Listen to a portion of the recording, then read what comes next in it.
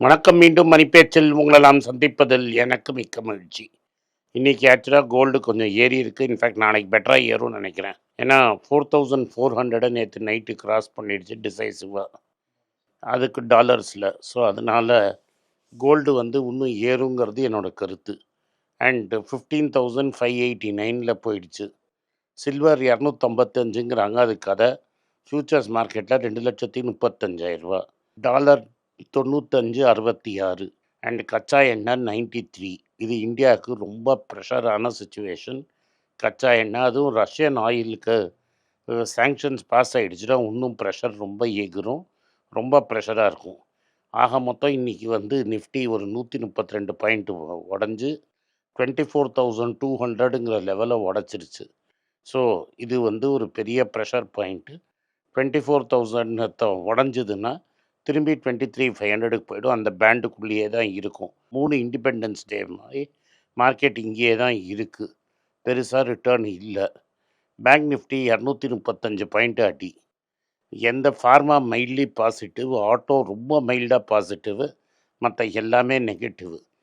Stock rotation பண்ணிகிட்டே இருக்காங்க. ஒரு நாளைக்கு சிலதை ஏற்றுறாங்க.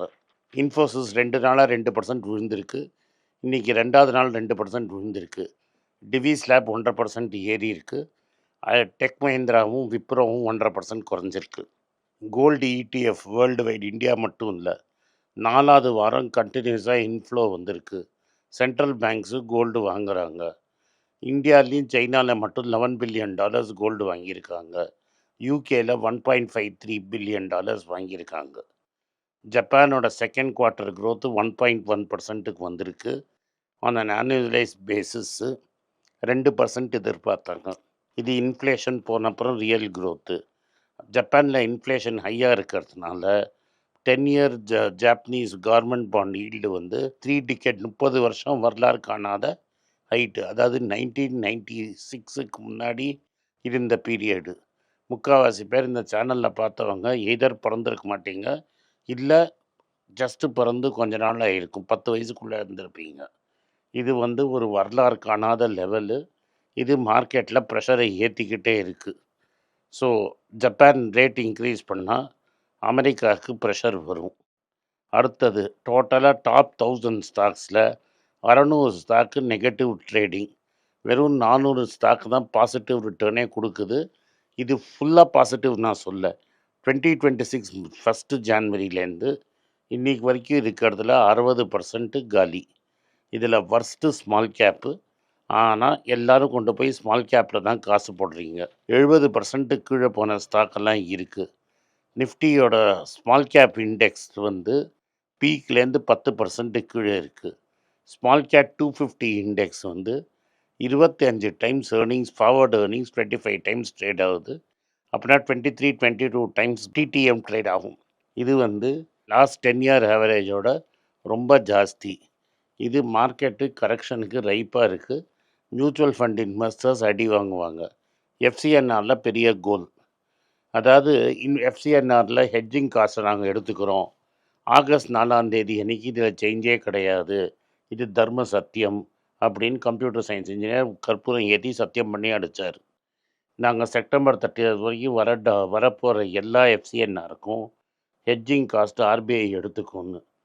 இது $50 பில்லியன் தாண்டின உடனே டப்புன்னு பெல்ட்டி போட்டார். அட்ரா ராமா அட்ரா ராமான்னு அடிக்கிற மாதிரி பெல்ட்டி அடித்து இனிமே கிடையாதுன்னு 14th ஆகஸ்ட் சொல்லிட்டார்.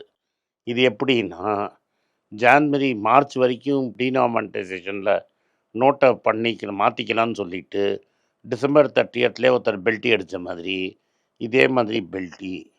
இந்த பெல்ட்டி பெரிய ஹிட்டு எதனால் கொடுக்கும்னா, ரிசர்வ் பேங்க் ஆஃப் இந்தியா கவர்னரை பார்த்து தான் பாண்ட் மார்க்கெட்டே டிசைட் ஆகும். இன்டர்நேஷ்னல் ஆளெல்லாம் பாண்டு நம்மளத வாங்கணும்னா ரிசர்வ் பேங்க் ஆள் க்ரெடிபிளாக இருக்கணும். இது மாதிரி பெல்ட்டி அடித்தார்னா அவரோட க்ரெடிபிலிட்டி கொஸ்டினில் வரும். பல பேர் கேட்டிருக்காங்க. இம்மீடியட்டாக ஆர்பிஐ அனௌன்சஸ் பண்ணோன்னே பாண்டு ஈல்டு குப்புன்னு எகிரிடுச்சு. இது 1 மந்த் ஏர்லியாக மூடினதுனால 5 இயர் கவர்மெண்ட் ஈல்டு 9 புள்ளி ஏறி இருக்குது, 6.44 ஆயிடுச்சு. 10 இயர் ஈல்டு 6.80 ஆயிடுச்சு. $52 பில்லியன் வந்தப்புறம் கூட திரும்பி அடி வாங்கும். கோல்ட்மன் சாக்ஸ் என்ன சொல்கிறாங்கன்னா, மார்க்கெட்ஸ் ரொம்ப ஹாக்கிஷாக இருக்குது, ஃபெட் ரேட்டை ஏற்றிடுவாங்கன்னு. நாங்கள் கான்ட்ரேரியன் கால் எடுக்கிறோம். அதுக்குள்ளே அமெரிக்கன் எக்கானமி ரிசெஷனில் வரதுனால ரேட்டை ஹைக் பண்ண மாட்டாங்க அப்படின்னு கோல்ட்மன் சாக்ஸ் ஃபீல் பண்ணுறாங்க. டாடா சன்ஸ் போர்டில் சில டைரக்டர்ஸ் என்ன சொல்கிறாங்கன்னா, நம்ம சந்திரசேகரன்ட்ட பேசி பார்ப்போம், அவரை ரீகன்சிடர் பண்ண சொல்லுவோம் அப்படின்னு சொல்கிறாங்க. இதில் முக்கியம் என்னென்னா, நியோல் டாட்டா என்ன நினைக்கிறாருன்னு தான் முக்கியம். டிசிஎஸ் வந்து agentic AI platform drug development launch பண்ணிட்டாங்க. சந்திரசேகர் கொஞ்ச நாளைக்கு முன்னாடி சொன்னார், நாங்கள் எல்லா இடத்துலையும் ஏஜென்டிக் ரோபோ கொண்டு வருவோம்னு, எஸ்பெஷலி ஸ்பெஷலைஸ்ட் ஏரியாஸில் கொண்டு வருவோம்னாரு. டிடிஎஸ் வந்து ட்ரக் டெவலப்மெண்ட்டாக ஃபார்மா கம்பெனி புதுசாக ட்ரக் டெவலப் பண்ணுறவங்களுக்கு ஏஜென்டிக் ஏஐ சொல்யூஷன் கொண்டு வந்துட்டாங்க. காப்பரோட விலை ஏறிடுச்சு, 6 மாதம் ஹையி, சப்ளை இல்லைங்கிறதுனால தான் ஏறிடுச்சு. $14,310 பர் டன்னு. இண்டஸ்ட்ரிக்கு காப்பர் ரொம்ப முக்கியம்.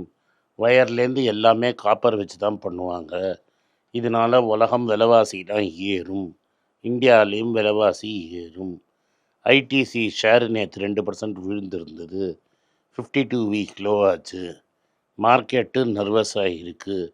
இது எதனால் நர்வஸாக இருக்குன்னா, சிகரெட் மார்க்கெட்டு இவங்களால காம்பன்சேட் பண்ண முடியாதோ அப்படிங்கிற வியூ. நீங்கள் ஐடிசியோட ஹிஸ்ட்ரியை பற்றி ஃபுல்லாக படிச்சிங்கன்னா, 2001 ஆஷீர்வாத் ஆட்டா பிராண்டு லான்ச் பண்ணாங்க. ஆஷீர்வாத் பிராண்டு ஆரம்பித்து 25 வருஷம் ஆயிடுச்சு. அவங்களுக்கே நல்லா தெரியும் இந்த நாள் வரப்போகுதுன்னு. அதனால் இதுக்காக நீங்கள் பயந்தீங்கன்னா ஸ்டாக்கில் இருக்க முடியாது. ITC largest paper company, largest agriculture exporter, India's largest package food maker, 40% of ITC hotels வச்சுருக்காங்க. அதனால் இதை பார்த்து பயப்படுறதுல அர்த்தமே கிடையாது. சன்ஃபார்மாவுக்கு வேர்டிக்ட் ஃபேவரபுளாக வந்திருக்கு, ஆன்டி ட்ரஸ்ட் லெஜிஸ்லேஷன் அமெரிக்காவில். அதனால் முன்னாடி வந்த ஜட்ஜ்மெண்ட்டுக்கு மேலே இவங்க கரெக்டான ஆன்டி ட்ரஸ்ட்னால் மற்றவங்கள உள்ளே விடாமல் பிஸ்னஸில் ப்ராக்டிஸ் பண்ணாங்கங்கிறதுல இவங்க ஜட்ஜ்மெண்ட் பாசிட்டிவாக வந்திருக்கு. அதே மாதிரி ஐசிஐசிஐ பேங்க் வந்து ஹெச்டிஎஃப்சி பேங்க்கோட பொசிஷனை தூக்கிடுச்சு. அப்படி எதில் தூக்கிடுச்சு? மியூச்சுவல் ஃபண்ட்ஸில் எந்த கம்பெனி பேங்க்கோட ஷேர் நிறைய வச்சுருக்காங்கன்னு பார்த்தீங்கன்னா, ஐசிஐசிஐ பேங்க்கோட ஷேரு 2வது இடத்துல இருந்தது, முதல் இடத்துக்கு போயிடுச்சு. அப்போனா இப்போ விலை குறையிறதுல ஹெச்டிஎஃப்சி பேங்க்கை மியூச்சுவல் ஃபண்ட்ஸும் விற்கிறாங்க அப்படிங்கிறது தெரியுது. கம்ப்ளீட்லி அவுட் ஆஃப் ஃபேவராக இருக்குது. எஸ் பேங்க்கு மார்க்கெட்டுக்கு திரும்பி வருது. டயர் 1 பாண்டை நாமத்தை சாத்தின அப்புறம் ஃபஸ்ட்டு டைம் 2020க்கு அப்புறம் மார்க்கெட்டுக்கு வருது. 3 இயர் டாலர் பாண்டு லான்ச் பண்ணியிருக்காங்க. இது எப்படி சப்ஸ்கிரைப் ஆகுதுன்னு பார்க்கலாம், என்ன இன்ட்ரெஸ்ட் ரேட்டில் சர்க்கஸ் ஆகுதுன்னு பார்க்கலாம். இந்தியன் ஐடி சர்வீசஸ் கம்பெனியில் ஸ்மால் டீல்ஸில் பயங்கரமாக ஸ்குவீஸ் ஆகுது. பெரிய ஆர்டர் வரதுனால இது இன்வெஸ்டர்ஸோட அசோசியேட்டட் மெமரி லிங்க்கில் வரமாட்டேங்குது. ஏத்தரும் ஹீரோவும் என்ன சொல்கிறாங்கன்னா, எங்கள் ஸ்கூட்டர் சேல்ஸ் சூப்பராக போகிறதுனால additional EV software and other services விற்கிறதுல எங்களுக்கு காசு வருது. இந்த வாட்டி ஏத்தரில் 170 கோடி ரூபா சாஃப்ட்வேர் அண்ட் அதர் சேல்ஸ்லேன்னு வந்திருக்கு. இது நான் வெஹிக்கிள் சேல்ஸ்னு ரிப்போர்ட் ஆகிருக்கு. இது ஃப்யூச்சர்ஸில் ஒரு பெரிய ஏர்னிங் ஸ்ட்ரீமாக வரும்னு சொல்கிறாங்க. லார்சன் அண்ட் டியூப்ரோவில் ஆஃப் ஷோர், அதாவது கடலுக்கு வெளில ட்ரில் பண்ணுற ஆர்டர் 15,000 கோடிக்கு எல்என்டிக்கு கிடச்சிருக்கு. முத்தூட் ஃபின்கார்ப், அதாவது முத்தூட் ஃபின்கார்ப்போட கம்பெனி, அவங்க வந்து 40% ஜாயிண்ட் லோன் குரூப்ஸ் இல்லாமல் மற்ற ஆளுங்களுக்கு லோன் கொடுக்க போகிறாங்க. பேடிஎம் ஃபவுண்டர் விஜய் சர்மா அவரோட ஸ்டேக்கை கொஞ்சம் விற்று 4,895 கோடி ரூபா கலெக்ஷன் பார்த்துட்டாரு. அவரும் தீபேந்தர் கோயல் மாதிரி எப்போ பேரச்சூட்டை கட்டலான்னு பார்த்துட்ருக்காரா அப்படிங்கிறது தான் $1 மில்லியன் கொஸ்டின். ஸோ ப்ரமோட்டரே விற்கும்போது உங்கள் மியூச்சுவல் ஃபண்டு ஏன் பேடிஎம் வாங்கினாங்க போன வாரம்னு கேள்வி கேட்க வேண்டியது உங்கள் ப்ராப்ளம். நன்றி, வணக்கம். இந்த வீடியோ உங்களுக்கு பிடிச்சிருந்தா இந்த வீடியோவை லைக் பண்ணுங்கள். எங்கள் சேனலை சப்ஸ்கிரைப் பண்ணுங்கள், பெல் நோட்டிஃபிகேஷன் தட்டுங்க. இந்த வீடியோவை முடிஞ்சால் உங்கள் சொந்தக்காரங்களுக்கும் ஃப்ரெண்ட்ஸுக்கும் அனுப்புங்க, அவங்கள பார்க்க சொல்லுங்கள். நன்றி, வணக்கம். எல்லாருக்கும் வணக்கம். எல்லாருக்கும் ஒரு இம்பார்ட்டண்ட் அறிவிப்பு. நான் யார்ட்டையுமே பணம் வாங்குறது கிடையாது. நான் யாரையும் டைரெக்டாக கன்சல்ட் பண்ணுறது கிடையாது. என் பேரை சொல்லி நிறைய ஸ்கேம் நடக்குது. டெலிகிராம் குரூப், வாட்ஸ்அப் குரூப்னு. எனக்கு இருக்கிற வாட்ஸ்அப் குரூப்னால் சும்மா இன்ஃபர்மேஷனுக்கு மட்டும்தான். நான் செபி ரிஜிஸ்டர்ட் அட்வைசர் கிடையாது. நான் சேனல் நடத்துறது எஜுகேஷன் பர்பஸ். அதில் ப்ரைஸே பேச மாட்டேன். இதை வாங்கு, அதை வித்துருன்னு சொல்லவும் மாட்டேன். என் பேரை சொல்லி பண்ணுறாங்கன்னா ஏமாந்துடாதீங்க.